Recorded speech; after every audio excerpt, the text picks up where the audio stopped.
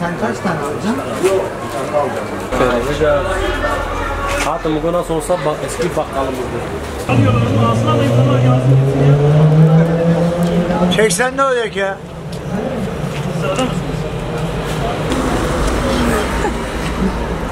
Almışsın. Abi beni çekebilir misin? Baba yıkma Cumhurbaşkanı diye yaz.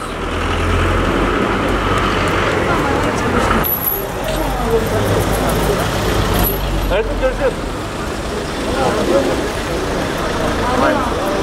Bak. Çek abi çek. Çek abi can.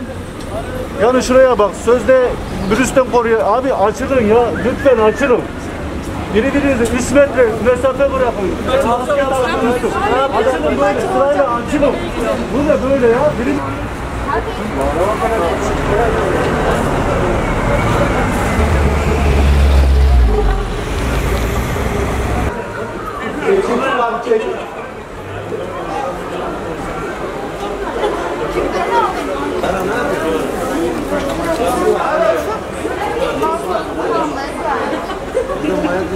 Bakın şu sosyal mesafeyi kimse korumuyor. 3 metre mesafeyi kimse korumuyor.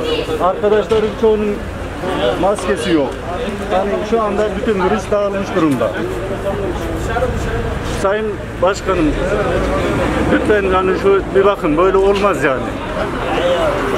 Yani bu saatte açıklanması doğru olmadı mı? Doğru değil efendim, doğru değil. Bak 12'den sonra olsaydı bu şu vaziyette olmazdı yani. Şu an sokağa çıkma yasağı geldi. Bence bu saatte bildirilmeleri çok yanlış. Hani daha önceden bildirilseydi önceden tedbirler alınırdı. Şu anda hiçbir tedbir yok. Hani sosyal mesafe şu anda bitmiş. Herkes iç içe. Marketleri görüyorsunuz. Herkes ekmek almayadır, şudur, budur. Herkes akın ediyor. Sosyal mesafe hiç yok. Ben bu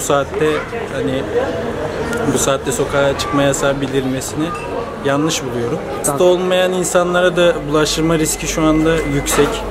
Bence bu saatte bildirilmemeliydi. Daha erken bir saatte daha güzel olurdu bence.